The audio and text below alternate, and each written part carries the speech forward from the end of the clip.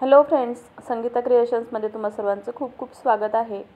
आज आपण बनवणार आहोत सुंदर असं लटकन डिझाइन। इथे पाहू शकता हे मी डबल कलरचं लटकन बनवलेलं आहे। अशा पद्धतीने लटकन कसं बनवायचं ते आपण आज या व्हिडिओमध्ये पाहणार आहोत। तर त्यासाठी मी ते डबल कलरचे 2 कापड घेतलेले आहेत।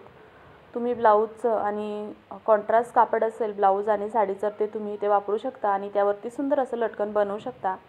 तुम्हाला इथे मी मेजरमेंट दाखवते। मी टोटल जवळजवळ 6 इंच लांब आणि 6 इंच रुंद असं कापड घेतलेलं आहे। तुम्हाला हवं तेवढी लटकनची साईज हवी असेल तर तुम्ही कमी जास्त करू शकता, पण 5 इंचापेक्षा कमी करायचं नाहीये, मग खूप छोटं लटकन होतं आणि ते फोल्ड करायला व्यवस्थित होत नाही। म्हणून 5, 6 किंवा 7 इंच असं मेजरमेंट तुम्ही घेऊ शकता। आता हे दोन्ही कापड एकमेकावर व्यवस्थित सेट करून एखादी प्लेट्स वगैरे किंवा गोल वस्तू असेल तर ती अशा पद्धतीने या कापडावरती ठेवून घ्यायची आहे आणि चॉकच्या सहाय्याने अशा पद्धतीने गोल शेप देऊन घ्यायचा आहे। मैत्रिणींनो, व्हिडिओ पूर्ण पाहण्याआधी तुम्ही जर चॅनलवर नवीन असताल आणि तुम्हाला माझ्या अशा पद्धतीचे व्हिडिओ पाहायला आवडत असतील शिलाईविषयी तर चॅनलला सबस्क्राईब जरूर करा आणि हा व्हिडिओ शेवटपर्यंत पहा। आणि जर व्हिडिओ आवडला तर व्हिडिओला लाईक करा, कमेंट करा आणि चॅनलला सबस्क्राईब जरूर करून तुमच्या मैत्रिणीला सपोर्ट अवश्य करा। आता हे गोल सर्कल मार्किंग करून झाल्यानंतर आपण या मार्किंगवरतीच बरोबर शिलाई मारणार आहोत। इथे पाहू शकता मी शिलाई बरोबर मारून घेते। आता मी तुम्हाला इथे शिलाई मारण्याची व्यवस्थित ट्रिक्स सांगते। आता आपण ज्या वेळेस गोल शिलाई मारतो त्यावेळेस बहुतेक माझ्या नवीन मैत्रिणींचं बरोबर गोल शिलाई मारून होत नाही, कापड ओढतं, खेचतं, धागा तुटतं।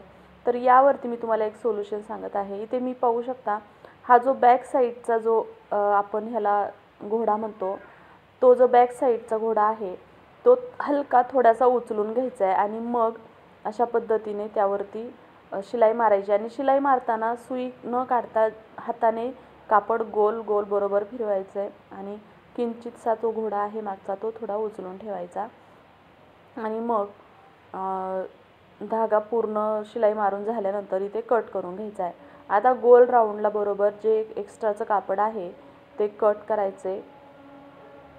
आता हे एक्स्ट्राचं कापड कटिंग करताना जवळजवळ 1/4 इंच मार्जिन कापडाचं बाजूला ठेवायचं आहे, कारण याला आपण छोटे छोटे कट देणार आहोत।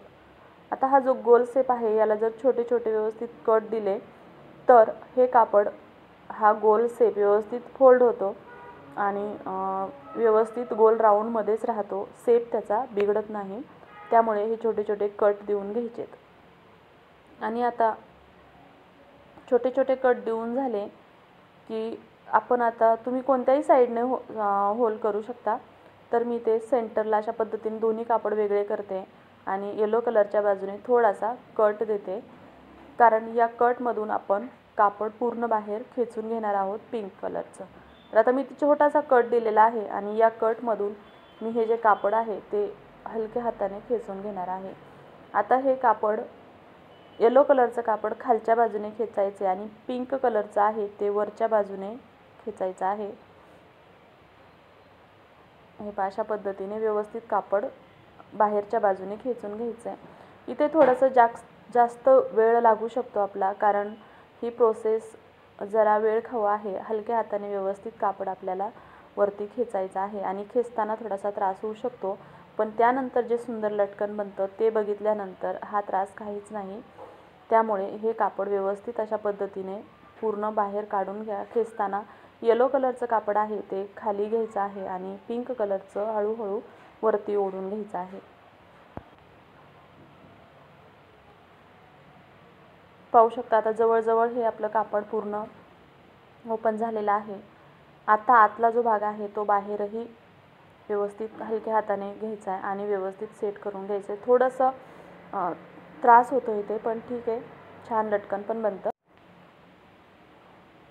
हे पहा पूर्ण कापड निघून आलेलं आहे। आता हे व्यवस्थित सेट करून घ्यायचं आहे। सेट करताना अशा पद्धतीने व्यवस्थित पूर्ण कापड असं गोलाकार करून घ्यायचं आहे।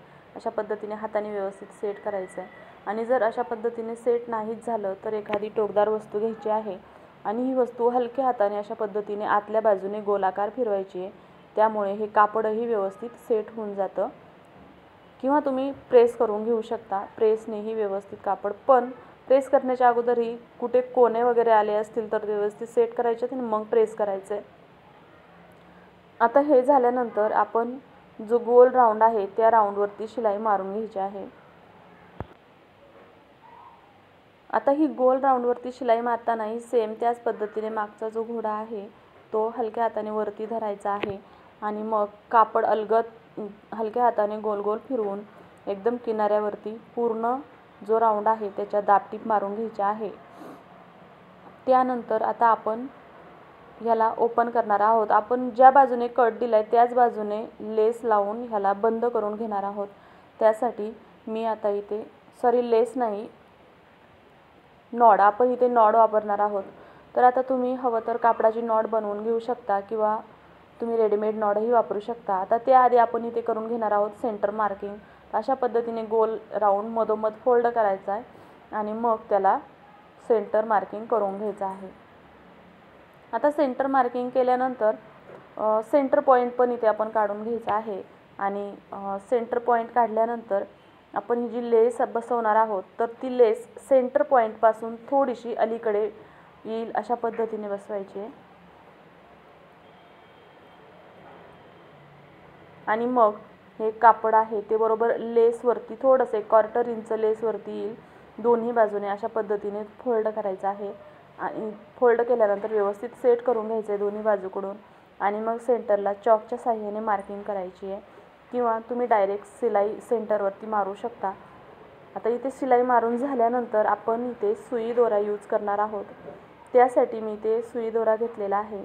आता हातशिलाईची सुई आहे त्या सुईने अशा पद्धतीने थोडंसं टाके मारून घ्यायचे आहेत आणि हा भाग शिवून घ्यायचा आहे. दोरा पूर्ण खेचायचा आहे. थोडक्यात इथे अशी घडी पडेल आणि मग त्या घडीवरती हा जो दोरा आहे तो अशा पद्धतीने गुंडाळून घ्यायचा आहे आणि मग हा दोरा व्यवस्थित अशा पद्धतीने ओवून घ्यायचा आहे आतून आणि एक गाठ मारून धागा कट करून घ्यायचा आहे. आता वरच्या बाजूने ज्या बाजूने लेस आहे त्या बाजूने आपण हे कापड अशा पद्धतीने फोल्ड करणार आहोत. पाहू शकता अशा पद्धतीने कापड व्यवस्थित फोल्ड करून सेट करायचं आहे. सुंदर असं लटकन तयार होतं. हे लटकन तुम्ही नवीन ब्लाऊजसाठी वापरू शकता, घागऱ्यासाठी वापरू शकता. अशा पद्धतीने सुंदर असं लटकन बनवून तयार झालेलं आहे. व्हिडिओ पाहिल्याबद्दल खूप खूप धन्यवाद सर्वांना. श्री स्वामी समर्थ. व्हिडिओ आवडला असेल तर लाईक करा, शेअर करा आणि चॅनलला सबस्क्राईब करायला विसरू नका.